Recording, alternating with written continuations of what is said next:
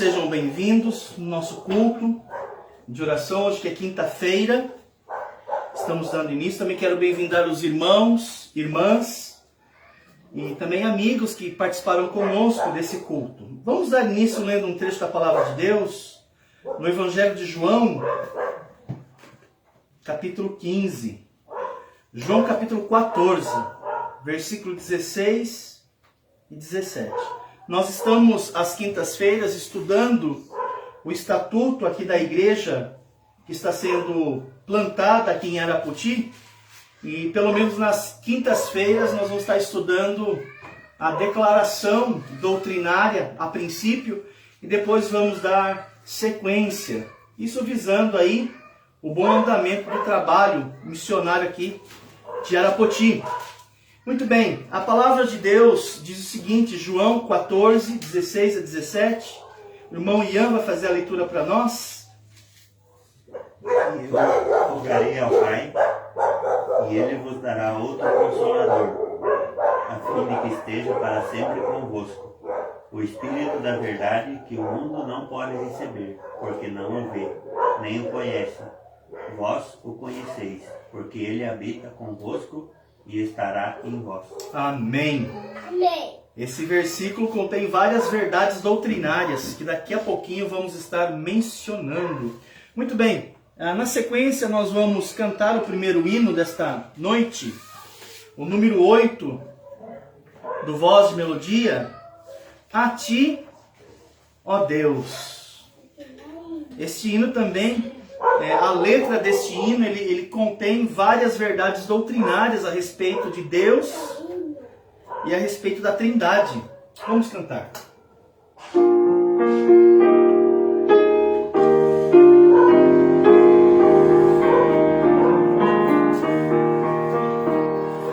A Ti, ó Deus, fiel e bom Senhor, eterno Pai, supremo benfeitor, nós os Teus servos vimos dar louvor. Aleluia, aleluia. A Ti, Deus Filho, Salvador Jesus,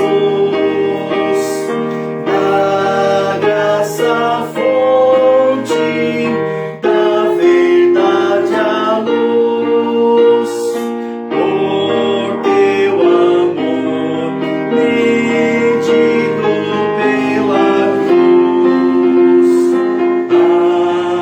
Aleluia, aleluia. A Ti, ó Deus, real Consolador, divino fogo, santificador, que nos anima, nos acende amor. Aleluia, aleluia. A Ti, Deus Trino, poderoso Deus, que estás presente sempre junto aos Teus, a ministrar as bênçãos lá dos céus. Aleluia, aleluia.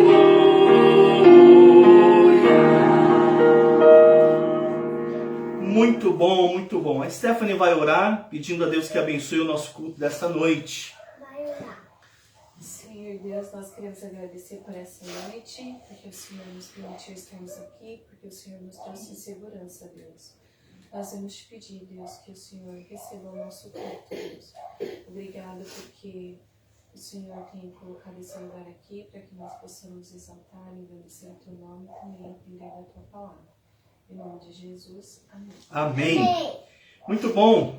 Essa semana nós temos uma atividade importante na cidade de Oswaldo Cruz. Eu e Juliana vamos estar viajando, então esse sábado não vai haver o Clube Pioneiros, mas no outro sábado teremos a nossa atividade com as crianças às 14 horas. Inclusive, algumas crianças vieram perguntar, né? Achei bem interessante.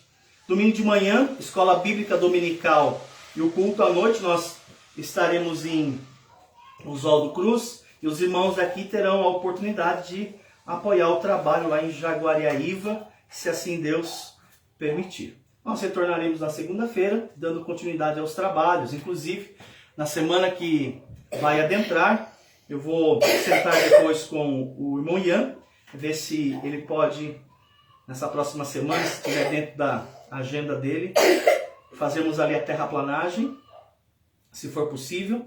E aí, logo em seguida, nós vamos já começar a fazer a construção do muro, para que a gente dê andamento nos trabalhos ali no lote, né? Queremos que a igreja de Madeira seja levantada ainda esse ano. Esse é o nosso alvo. Então nós estamos trabalhando esse mês, fazendo esses preparativos para que a igreja continue com seus trabalhos. Muito bem, na sequência vamos cantar mais um hino, o número 58, do Voz e Melodia, Tu és fiel, Senhor. Também um hino cuja letra descreve vários atributos de Deus. Vamos cantar.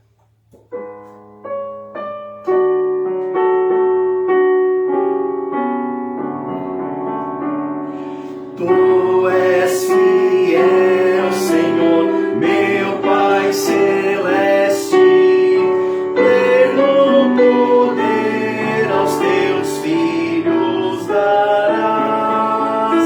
Nunca mudaste tu, nunca faltaste, tal como eras tu, sempre serás. Tu és fiel, Senhor, Tu és fiel, Senhor, dia após dia, com bênção sem fim.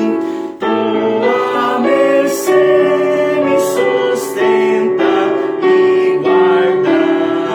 Tu és fiel, Senhor, fiel a mim. Flores e frutos, montanhas e mares, sol, estrelas no céu a brilhar. Tudo criaste na terra e nos ares. Todo o universo vem, pois te louvar. Tu és fiel, Senhor, Tu és fiel, Senhor, dia após dia, com bênção sem fim. Tua mercê me sustenta e guarda. Tu és fiel, Senhor, fiel a mim. Muito bom, também eu recebi um e-mail do Seminário Batista Regular do Sul. Eles sempre têm a oportunidade de dar àqueles jovens ou aqueles casais que pretendem estudar no seminário uma oportunidade de conhecer o campus do seminário. Então, no dia 1º de novembro, vai estar acontecendo o dia do seminarista. Nesse dia, o seminário abre suas portas e todas as pessoas que vão visitar o campus têm a oportunidade de assistir algumas aulas e ver como que é o ambiente de seminário, né? Então, é uma oportunidade para aqueles que querem conhecer e se preparar, talvez para ajudar na sua igreja local, né? Indo, se preparando um pouquinho melhor, ou talvez até indo em resposta, em obediência a um chamado de Deus. Então, vamos estar orando também por essa atividade que vai acontecer no dia 1º de novembro. Inclusive, um jovem ali de Jaguariaíva tem intenção de estudar no seminário, o Johnny, está planejando, se Deus permitir, ele ir conhecer o seminário. Então, orar por ele, né? Para que Deus abençoe tantos outros que estão considerando estudar ali no seminário. Então, muito bem. Obrigado, Juliana. Deus te abençoe. Nós vamos estudar agora um pouquinho a palavra de Deus. O Benjamin pode seguir a sua professora. Eu sei que ele estava muito entusiasmado, né? Vocês trouxeram aquela folha de esboço? Eu fechei, né? Eu tenho aqui uma outra cópia.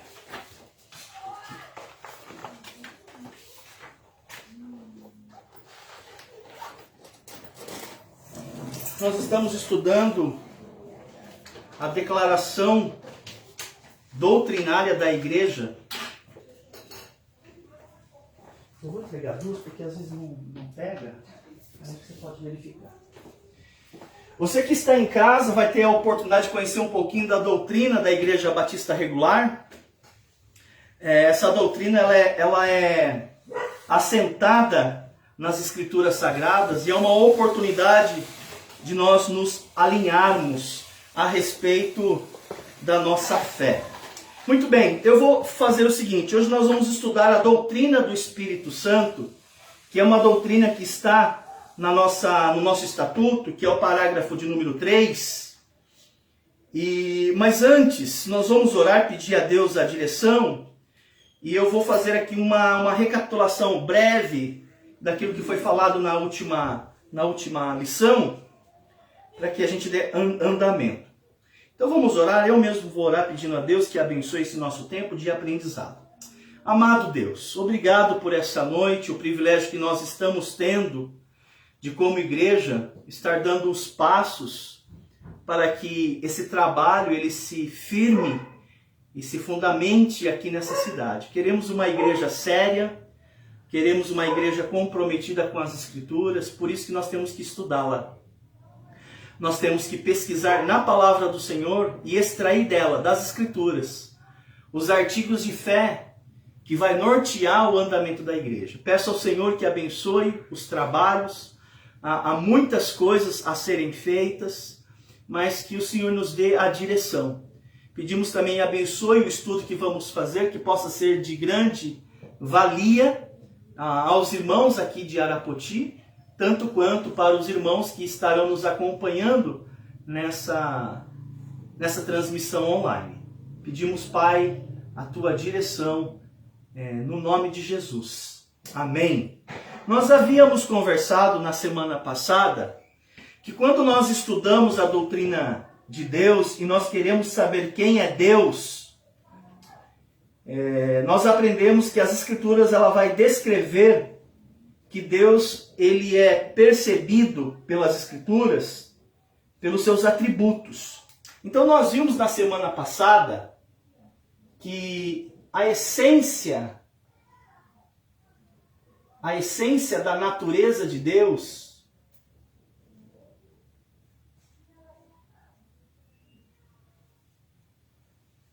ela possui algumas características, né? A essência da natureza de Deus. Eu havia mencionado 3 na aula passada, ou 4. Na verdade, são 5. Então, quando nós falamos da essência da natureza de Deus, a primeira é que Deus é Espírito, né?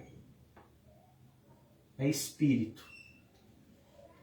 A segunda essência da natureza de Deus é que Ele é autoexistente. Isso quer dizer que Deus não foi criado. Ele é a causa da sua própria existência.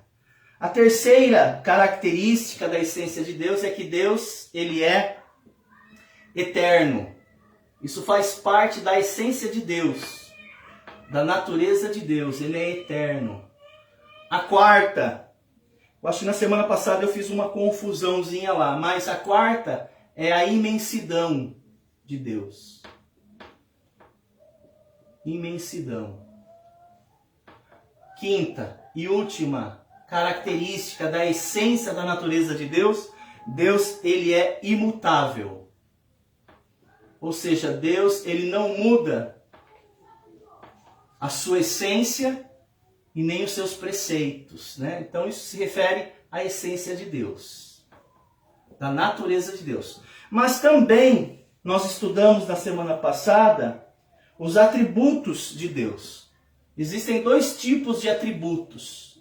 Existe o atributo que é chamado atributo não moral ou não comunicável, que pertence apenas à Trindade. Então, o atributo da Trindade. Trindade. Quais são eles, os atributos da Trindade? São 3. Você lembra, Stephanie? Começa com O, os 3.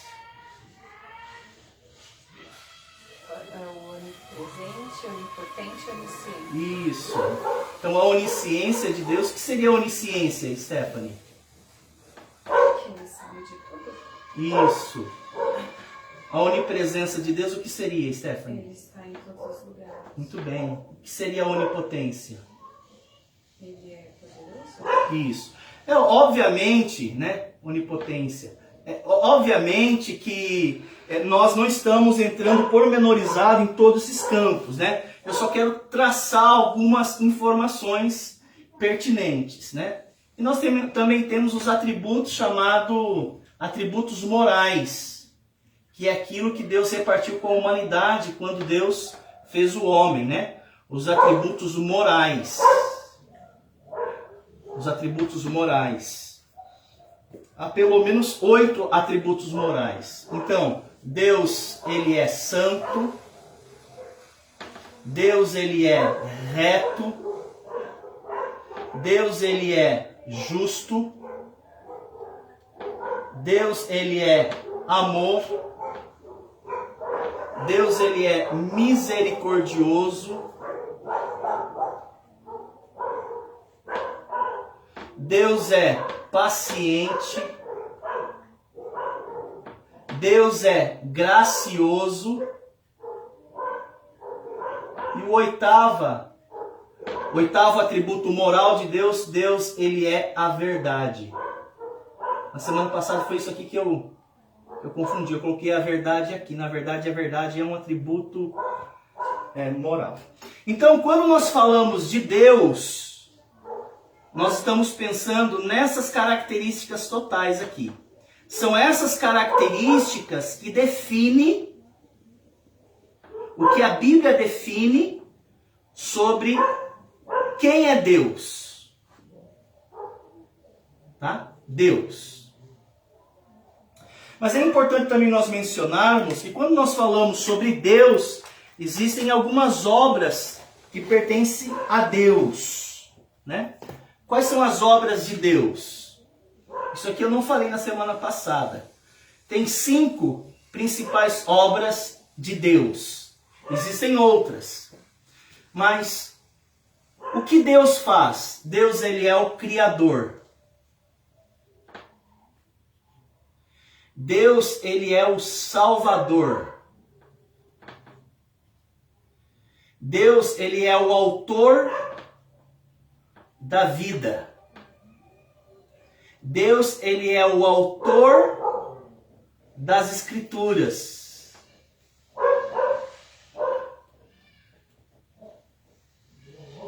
Deus, além de ser isso, Deus é a ressurreição. Então eu acho isso muito importante nós mencionarmos aqui. Por quê? Porque isso aqui é a obra de Deus. Então, quando nós falamos sobre a Trindade, que esse é o objetivo, porque daqui a pouquinho eu vou entrar no Espírito Santo. Quando nós falamos sobre a Trindade, que existe apenas um Deus. Quando nós falamos quem é o Criador, o Pai, o Filho ou o Espírito Santo? Quem é o Criador? Como nós estamos falando de apenas um Deus, não tem 3 criadores.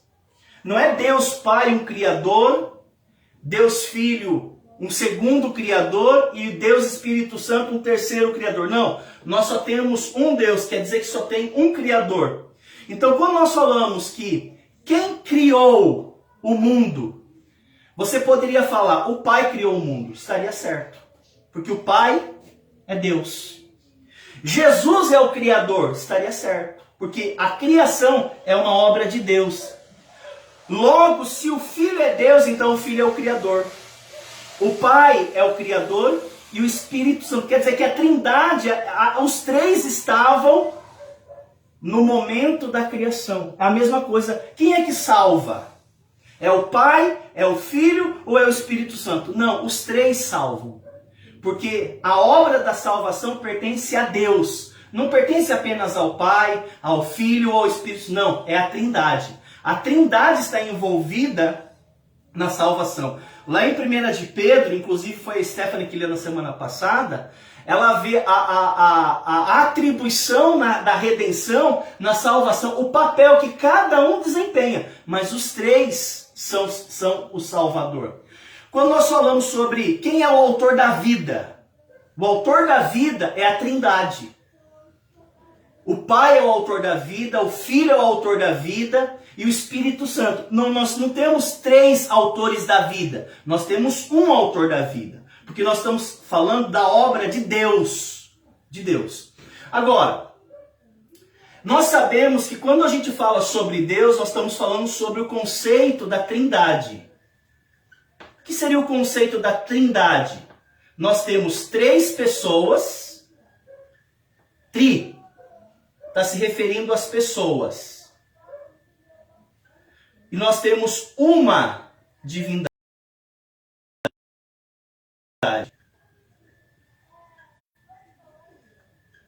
Isso quer dizer que eu não tenho três eternos. Eu tenho um eterno.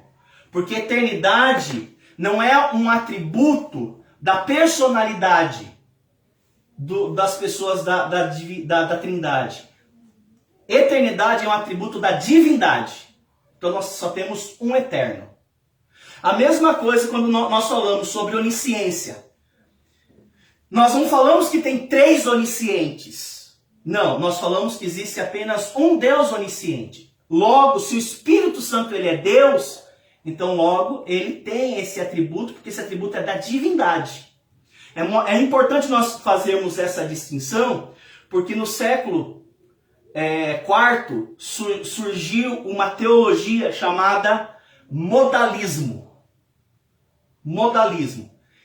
E nessa doutrina do quarto século se asseverava que não existe um Deus e três pessoas. Não, existe três deuses e três pessoas. E interessante que nessa ideia, ora Deus era o Pai, ora Deus era o Filho, ora Deus era o Espírito Santo. Essa teologia nós não adotamos, porque nós acreditamos que essas características todas, se nós formos somar aqui, 5 mais 3, 8, mais 8, 16, essas 16 características, e é só um resumo, pertence a Deus. Muito bem, vamos dar sequência aí. Quando nós falamos em trindade, nós estamos falando em três pessoas. O que define uma personalidade? Foi falado na semana passada. Ian, o que define uma personalidade? O que define uma pessoa? Intelecto. Isso. Intelecto. O que mais? Emoções. Emoções. Terceiro.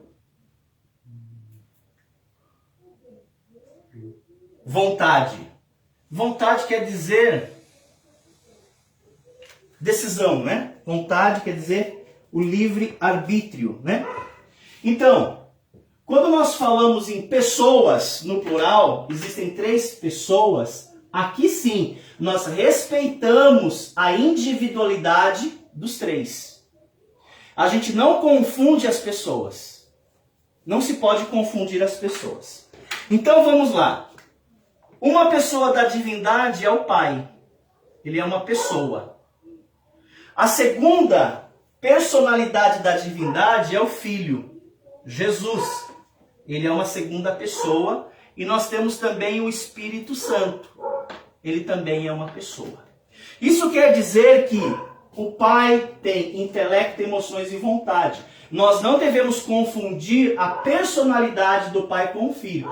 Por isso que, embora Jesus seja Deus, ele pôde orar para o Pai lá no jardim, né? Ele orou para Deus. Algumas pessoas ele está orando para ele mesmo? Não, ele está orando para o Pai. Mas ele não é Deus? Sim, ele é Deus. A natureza dele é divina, mas ele estava orando para o Pai, ele estava orando para uma outra pessoa. Embora, no conceito bíblico, nós estamos falando de um único Deus. Então ele pode muito bem ter orado. Quando Jesus falou o seguinte, que na sua ascensão, quando ele sentasse à direita do Pai, quando ele voltasse a sentar à direita do Pai, ele mandaria outro Consolador, como foi lido lá em João 14, ele poderia ter falado outro mesmo. Uma outra pessoa que fosse o Consolador. Porque nós respeitamos as personalidades. Nós não confundimos elas. Então, como que nós pedagogicamente podemos ilustrar, né? Até na semana passada foi feito assim, né? Eu vou repetir, mas vou fazer uma setinha para ficar pedagogicamente mais fácil de entender. Não é. O pai não é o filho. E o filho não é o pai. Por que eles não são iguais? Porque são pessoas distintas.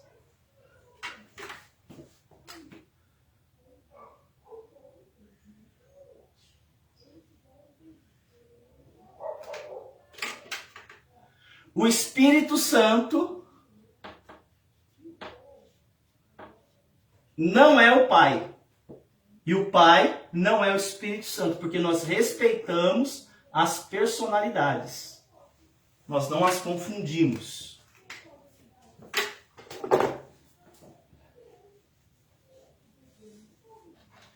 E a mesma coisa aqui.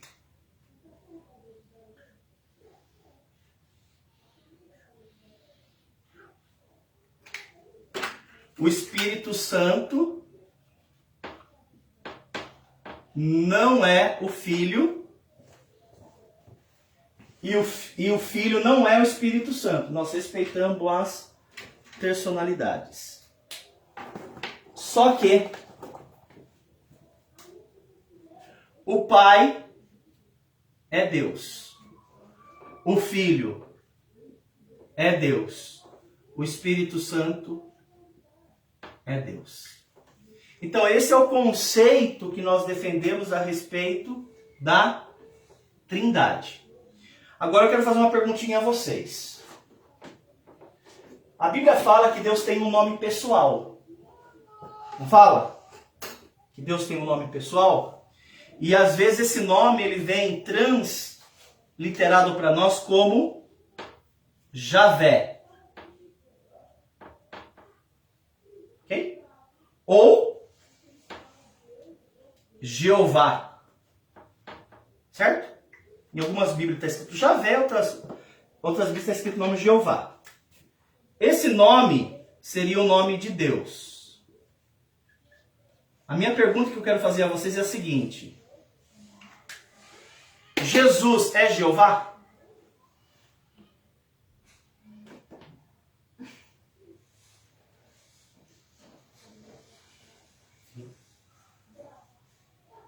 Sim. Então quer dizer que Jesus é o eu sou?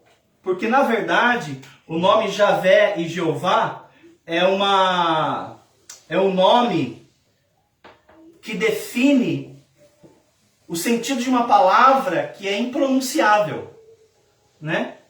Eu sou. Na verdade foi o que, como Deus se apresentou a Moisés, né? Quando Moisés foi chamado para libertar o povo, Moisés perguntou para Deus: quem eu sou? Como o Senhor se chama? Ele falou: eu sou o que sou.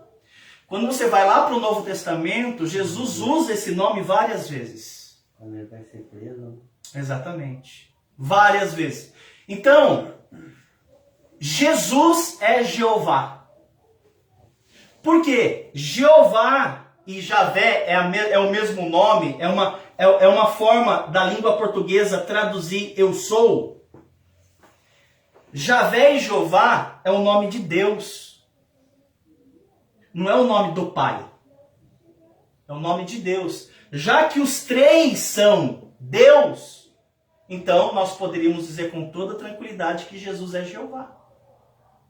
Agora, o que eu acho interessante, estudando um pouquinho da história, eu vou apagar essa parte aqui, porque essa parte aqui eu não vou trabalhar agora.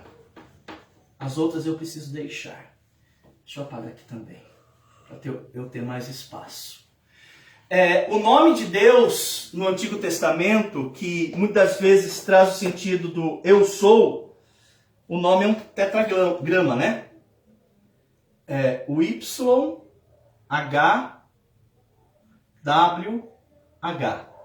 Então, na escritura do Antigo Testamento em hebraico, essas são as palavras que traz o sentido eu sou, que em algumas Bíblias vem a palavra Javé ou Jeová. Mas a pergunta que eu quero fazer a vocês, como que eles chegaram a transformar essa palavra, esse nome, porque aqui nós não temos vogais, né? O Y na língua hebraica é uma consoante. Assim como o H é uma consoante, o W é uma consoante, e o H é uma consoante. Então não dá para pronunciar porque não tem vogais. Então, o que acontece? Quando eles foram traduzir esse nome de Deus, esse tetragrama, eles buscaram nas escrituras do Antigo Testamento alguns nomes que são atribuídos a Deus como títulos. Fala para mim um nome que nós poderíamos usar para Deus, para a gente substituir essa letra aqui, que seja um título do Antigo Testamento. O que eles fizeram, os tradutores? Eles usaram o nome Adonai. Aí eles pegaram a vogal A e colocaram aqui. Aí eles teriam que colocar uma outra vogal no lugar desse outro H para poder pronunciar uma palavra. Aí eles pegaram uma outra palavra do Antigo Testamento, que é um título a respeito de Deus, que foi o nome Elohim. Eles pegaram a vogal E e colocaram aqui, substituindo o H e substituindo esse H. O Y, quando essa consoante hebraica vem para a língua portuguesa, ela vem como J. Repete-se o A, que já foi feito alterado. O W, normalmente na língua portuguesa, é o V. E o E. Que nome que forma? Javé. E onde veio, de como que surgiu a palavra Jeová? É a mesma dinâmica. Só que eles fizeram ao contrário, né? Eles pegaram, para chegar ao nome Jeová, eles mantiveram o Y, que depois, transliterado para o português, vem com J, só que eles inverteram aqui.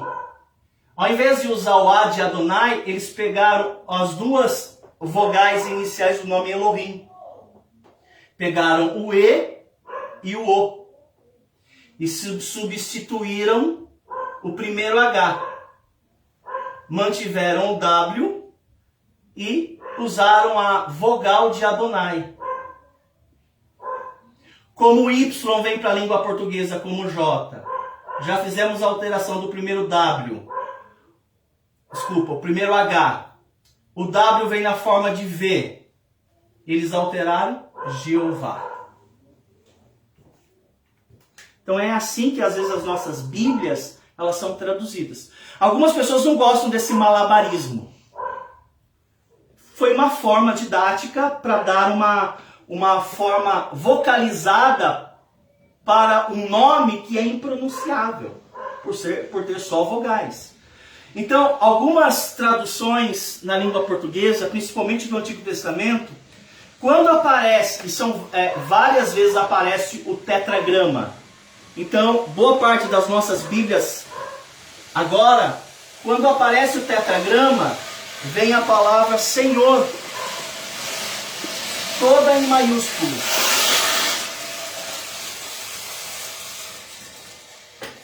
Toda em maiúscula.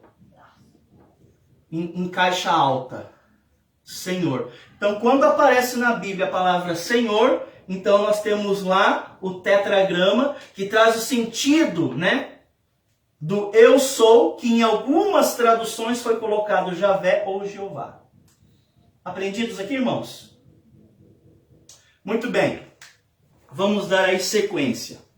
Quando nós falamos sobre a doutrina do Espírito Santo, uma das coisas que nós precisamos definir é se o Espírito Santo ele é uma pessoa. O grande problema que as seitas elas enfrentam sobre a doutrina do Espírito Santo, um dos problemas do Espírito Santo, várias religiões entendem que o Espírito Santo não é uma pessoa, que o Espírito Santo ele é uma força ativa de Deus. É uma manifestação da força de Deus. Por que nós dizemos não? O Espírito Santo, ele é uma pessoa. Uma das razões pelas quais nós afirmamos que o Espírito Santo é uma pessoa é devido ao fato de que nas Escrituras, muitas das vezes, quando é referido ao Espírito Santo, é usado pronomes pessoais para ele. E você não usa pronome pessoal, já está falando, né? Pronome pessoal a coisas. Se o Espírito Santo não fosse uma pessoa, fosse uma força, você não usaria pronomes pessoais. Você usaria o quê? Pronomes neutros. E muitas das vezes as escrituras do Novo Testamento, quando vai se referir ao Espírito Santo, eles usam o pronome pessoal ele. Aparece várias vezes. Né? Uma outra coisa bem interessante, além disso, é o próprio sentido da palavra, do nome Elohim. Elohim. Esse nome é Deus no plural. Não é traduzido deuses, mas Deus no plural. Tanto é fato que se você for lá no livro do Gênesis, e você tem ali um diálogo da divindade falando a respeito do homem, olha a forma gramatical que é traduzido. Façamos o homem conforme a nossa imagem. Olha, se fosse apenas Deus no singular, não iria ser traduzido façamos. Como que nós falaríamos o verbo fazer no singular, então? Faço o homem conforme a minha imagem. Mas a Bíblia não traduz assim. Porque na língua hebraica, Deus ali está no plural. Então quer dizer que toda a tradução vai acompanhar, né, o verbo no plural. Façamos o homem conforme a nossa, não a minha imagem. Então tem esse indicativo também nas Escrituras. E além de indicações diretas no Antigo Testamento a respeito de uma terceira pessoa. Mas quando nós falamos sobre a personalidade do Espírito Santo, nós falamos que ele é uma pessoa, nós percebemos que ele tem uma atuação direta tanto entre os incrédulos quanto nos crentes. Qual é o papel do Espírito Santo na vida dos incrédulos? O que o Espírito Santo veio fazer na vida do homem ímpio? Quem pode me ajudar? Convencê-lo, o quê? Do pecado, da justiça e do juízo. Esse papel é feito por uma pessoa. É ele que vai no coração do ímpio conversar com eles que eles são pecadores, que eles merecem um juízo, e é o Espírito Santo que convence o homem a respeito da justiça de Deus. Quando nós falamos a respeito dos crentes, o Espírito Santo, por ser uma pessoa, o Espírito Santo ele tem um ministério com os crentes. É lógico que o ministério com os crentes é um pouco mais abrangente. Por exemplo, o que o Espírito Santo faz na vida do homem salvo?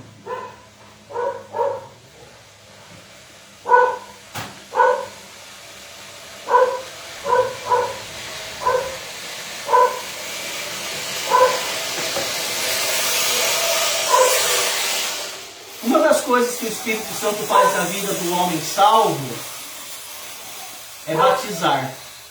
Nós não estamos falando do batismo nas águas, né?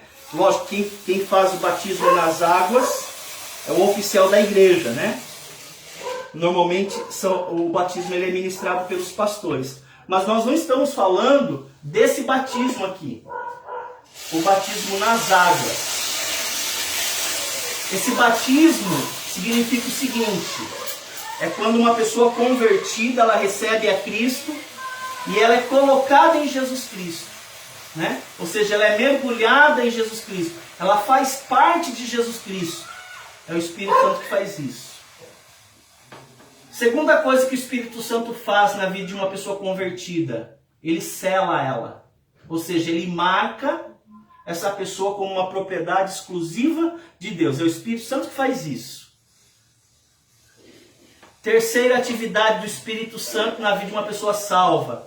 O Espírito Santo ele habita no corpo do homem salvo, né? O apóstolo Paulo vai dizer em 1 Coríntios: acaso não sabeis que sois santuário do Espírito Santo, o qual recebeste da parte de Deus e que não sois de vós mesmos? Por isso glorificai a Deus, porque Ele é Deus, no vosso corpo. É o Espírito Santo que enche, no sentido de que é Ele que controla o crente, em tese é o Espírito Santo que controla o crente. É o Espírito Santo que guia o crente.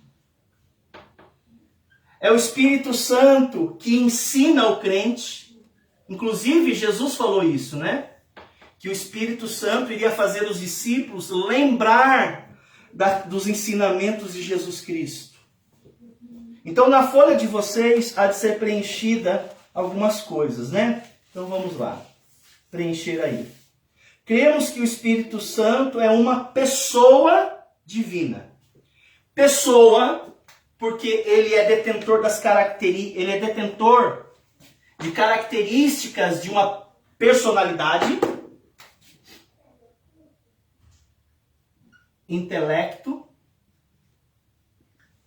emoções e vontade.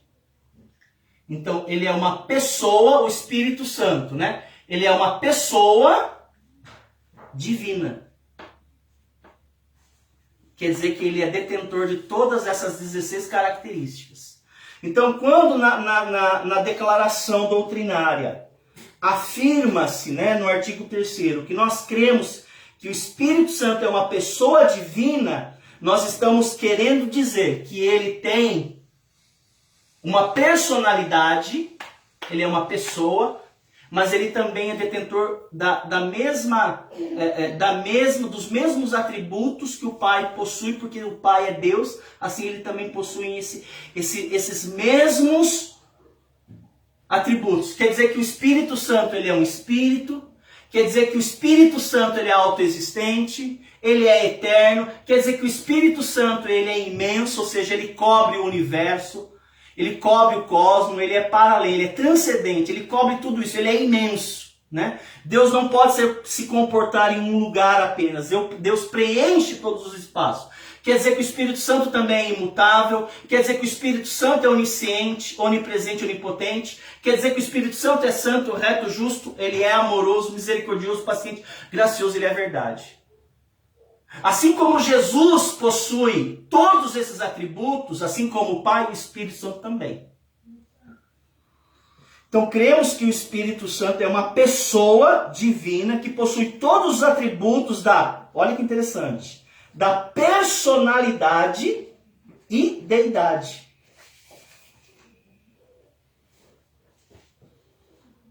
Ele é igual ao Pai e ao Filho, e da mesma natureza deles. Aqui, essa frase. Ele é igual ao Pai, ao Filho, e da mesma natureza deles. Está falando do Espírito Santo. Ele é igual em quê? O que o Espírito Santo é igual ao Pai, igual ao Filho? Stephanie. Ele é Deus. Mas está se referindo a quê em relação a Deus? Ele possui os mesmos atributos. Ok? Muito bem. Sua relação para com o mundo incrédulo é convencê-lo do pecado,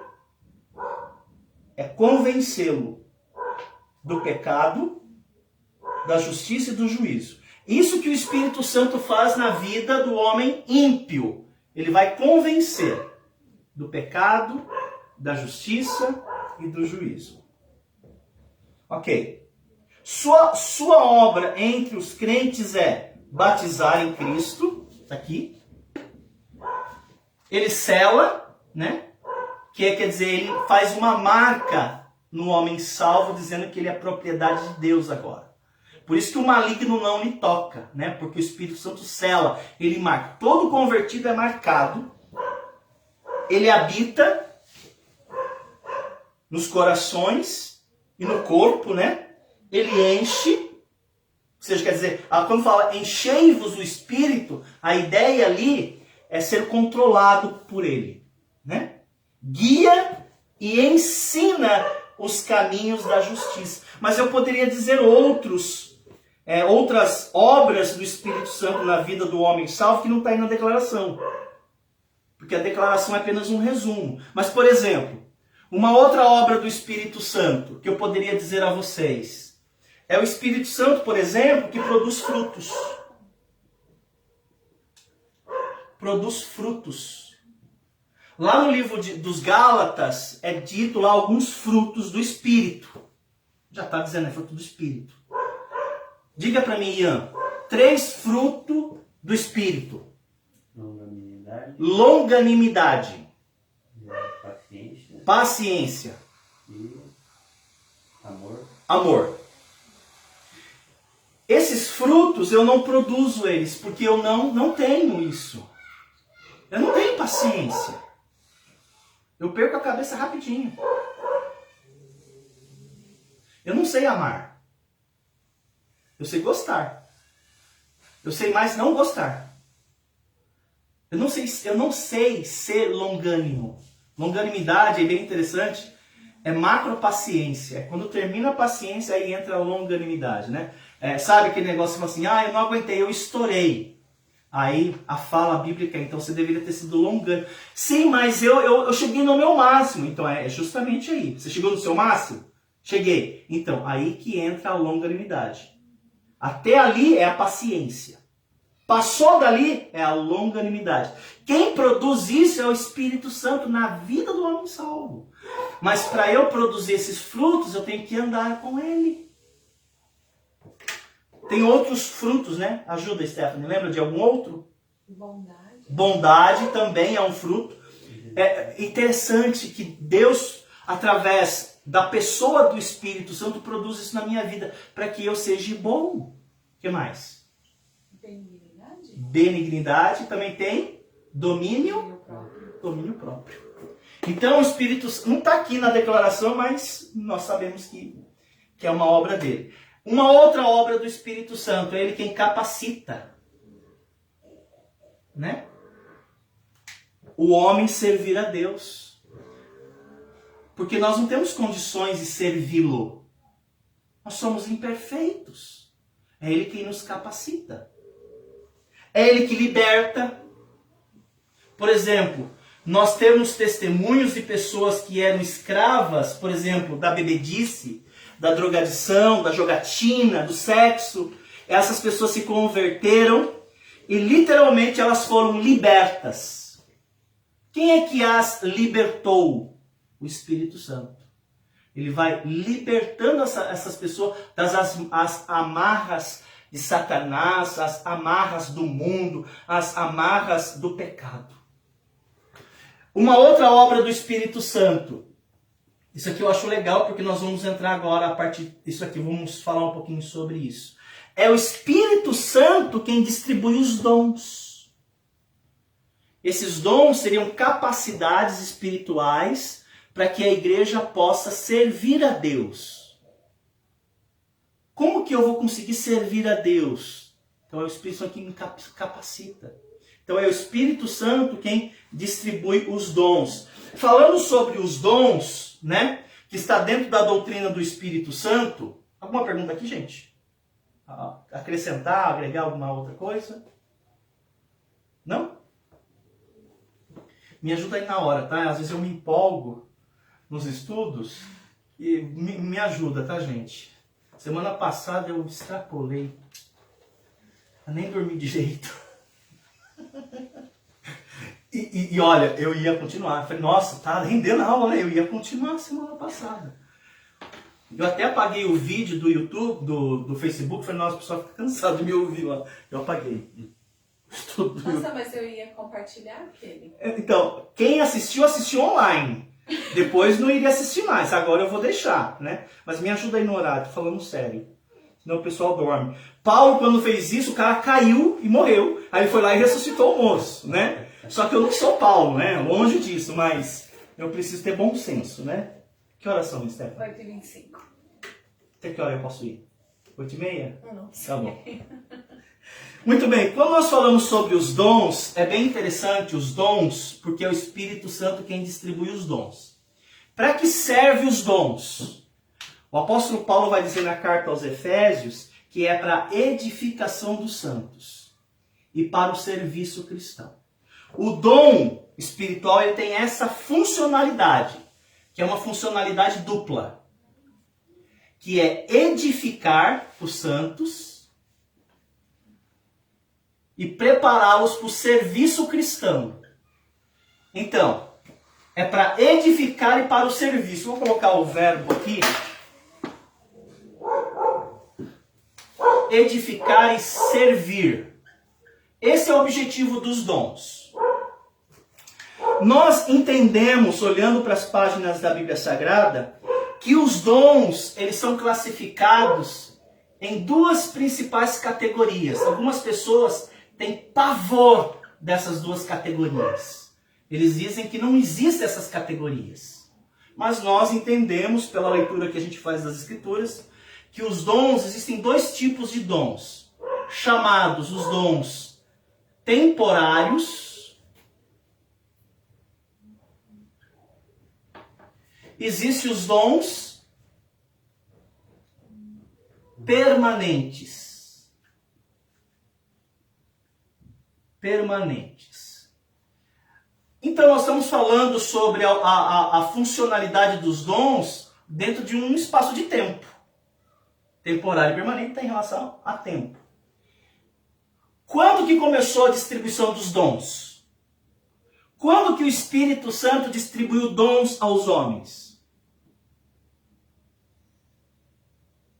Quando começou? Em Atos 2, né? Quando o Espírito Santo é enviado, quando Jesus enviou, lá em João 14 ele falou que iria enviar. Lá em Atos 2 ele envia mesmo. O Espírito Santo vem aos discípulos e o Espírito Santo começa a ter um ministério na vida da igreja. E uma das coisas que o Espírito Santo já vem fazendo é distribuindo dons. Então ali começa. E então a distribuição desses dons, tanto temporários como permanentes, começa em Atos 2. E esses dons vai estar sendo usado na vida da igreja até quando?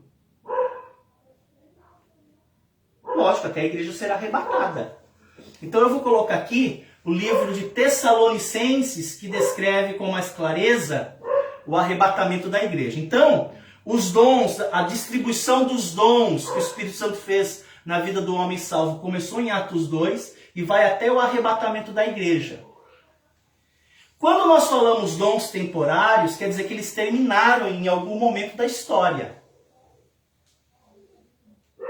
Quando foi isso? Que os dons começaram a desaparecer. Alguns dons, não todos.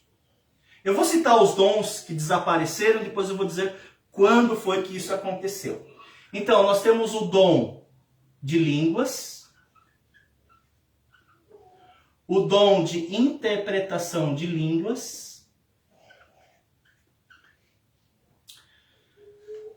o dom de revelação, o dom de sabedoria,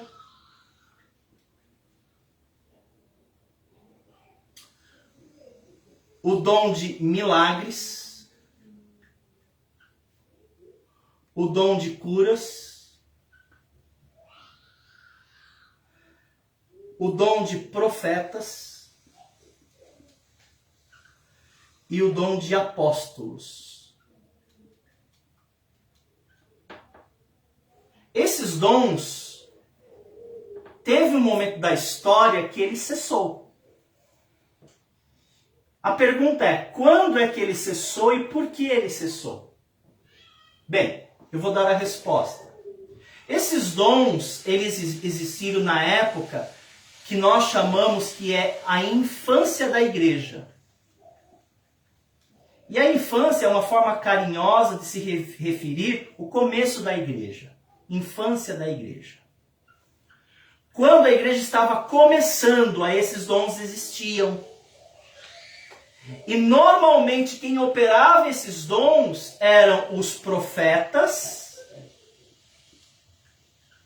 e os apóstolos.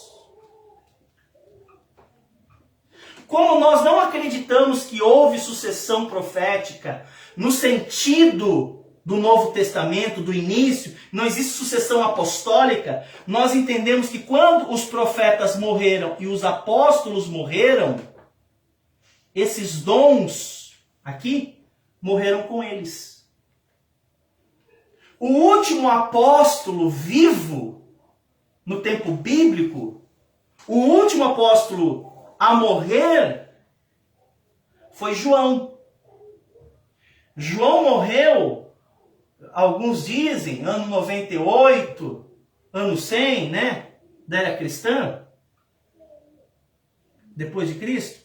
Quando o último apóstolo morreu, esses dons, eles cessaram.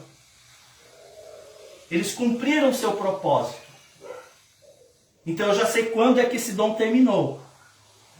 Na medida que os apóstolos iam morrendo, os profetas iam morrendo, esses dons iam morrendo com ele. É lógico que nós temos hoje profetas no sentido de pregadores das Escrituras.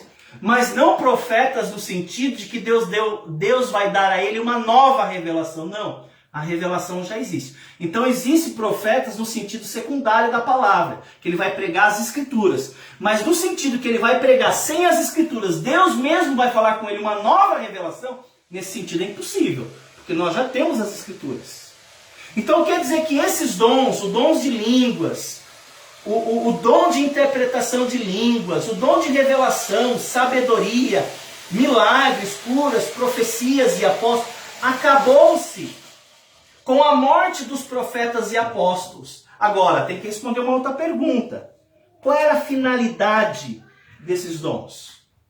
Bem, lembre-se que a finalidade é edificar e servir. Mas nós estamos falando de uma época onde Deus ele não tinha dado ainda a escritura do Novo Testamento.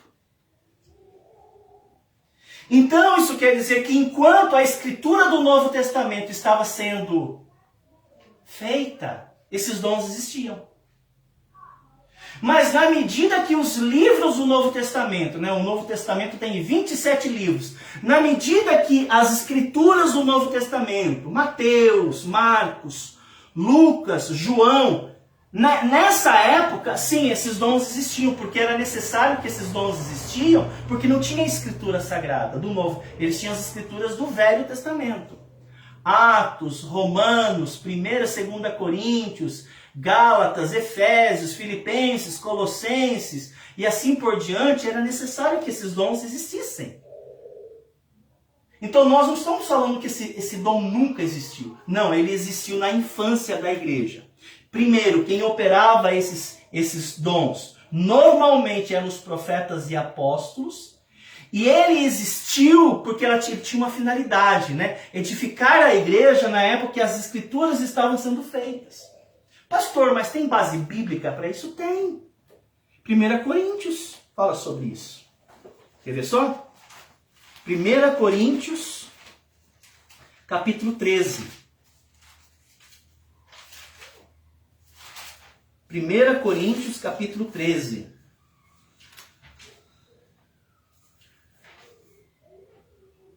Olha que interessante. O apóstolo Paulo, ele não vai dizer para a gente quando isso iria acabar. Questão de tempo. Ele já havia alertado que iria terminar um dia. E ele vai dizer, ele vai dar uma indicação quando é que isso iria acontecer. Ele não vai dar datas, mas ele vai dar alguns indicativos. A Stephanie vai ler para a gente o versículo 8, 9, 10, 11. 1 Coríntios 13, 8, 9, 10, 11. O amor jamais acaba, mas havendo profecias, desaparecerão. Para aí. Olha aqui para o quadro. Profecias desaparecerão. Nas profecias, gente, olha aqui para mim, ó. Eu tenho os profetas, eu tenho a sabedoria, porque eram os profetas que tinham sabedoria para entender o que Deus estava falando, as revelações, a própria línguas era uma forma de revelação também. Pode continuar. Havendo línguas, cessarão. Ok? Se as línguas vão cessar, quer dizer que vai se fazer desnecessária a interpretação delas. Pode continuar. Havendo ciência, passará. Essa palavra ciência, sabe o que é? Curas e milagres. Olha aqui, ó. Curas e milagres. Pode continuar. Porque em parte conhecemos e em parte O profetizamos. que ele está falando de partes aí? Parte conhecemos e parte profetizamos. Aqui, ó, gente, ó. Então, da Escritura. Parte nós conhecemos, que está falando sobre as Escrituras do Antigo Testamento. E partes, o quê? Porque está sendo composta as Escrituras do Novo Testamento. Continua. Quando, porém, vier o que é perfeito. O que seria esse perfeito? Seria o fechamento do cânon das Escrituras. Então, o que é em parte será aniquilado. O que seria esse em parte? Seriam esses dons temporários. Pode continuar. Quando eu era menino, falava como menino. Para aí. Por que eu falei sobre a infância da igreja? Por causa desse texto. Quando eu era menino, falava como menino. Agia como menino. Se portava como menino. Mas agora, eu deixei as coisas da infância. Agora sou adulto. Está falando sobre a maturação da igreja. Pode continuar, Stephanie. Sentia como menino, pensava como menino. Quando cheguei a ser homem, desisti das coisas próprias de menino. Ok, gente? Pastor, só tem esse texto? Não, existem outros textos que dão indicativos que esses dons, eles foram diminuindo, eles foram desaparecendo. Ok? Agora, nós temos alguns dons que nós entendemos e eles entram na categoria de dons permanentes. Ou seja, eles existiam na época de Atos 2, naqueles dias da infância da igreja, mas eles se perpetuam até os dias de hoje e vai até o arrebatamento da igreja. Quais seriam esses dons que nós chamamos de permanentes, ou seja, que existe uma funcionalidade para eles hoje, né? Eu vou descrever eles, os permanentes. O dom de ensino, ele é um dom permanente. O dom de evangelismo é um dom permanente. O dom de pastorear, é um dom permanente. Presidir. O que é presidir? É liderar. Esse dom existe até os dias de hoje. A igreja precisa de pessoas que assumem posição de liderança. Contribuir. Às vezes até financeiramente. Tem pessoas que sustentam ministérios da igreja. É um dom. Presidir. Misericórdia. Ou seja, pessoas da igreja que têm uma sensibilidade em socorrer outras pessoas. A igreja tem pessoas que têm esse dom. Como também o dom de exortar. Ou seja, pessoas que vão... Esse exortar tem a ver com confrontar pecados, mas também trazer palavras de conforto no coração. Esses dons, gente, eles existem até hoje. E o Espírito Santo, nos dias de hoje, quando alguém se converte, no dia que aquela pessoa recebeu a Cristo, ele já conferiu a ela pelo menos um desses dons. Existem pessoas que têm mais do que um dom. Às vezes tem pessoas que têm um dom de ensino e o dom de evangelismo. Tem pessoas que têm um dom de ensino e têm um dom de pastor. Tem um dom de presidir e de contribuir. Mas a Bíblia vai apresentar para a gente que uma pessoa convertida tem pelo menos um desses dons aqui. E para que esses dons servem? Esses dons servem para a edificação dos santos e para a gente poder servir a igreja. Alguma pergunta? Eu lembro uma vez na Betel que nós fizemos, você lembra? Nós fizemos um teste para descobrir qual era o dom. E dá para a gente fazer um teste para ver como que você tem servido na igreja local para descobrir qual é o dom que você tem. E é bem interessante. Bem, gente, então, com isso a gente encerra a doutrina do Espírito Santo. Vamos ler aqui a declaração, então. Cremos que existe uma distinção entre o ministério do Espírito Santo no Velho Testamento e o seu ministério do Novo Testamento. Existe uma única obra nova e uma única do Espírito Santo em relação ao corpo de Cristo. Cremos que por meio da oração Deus cura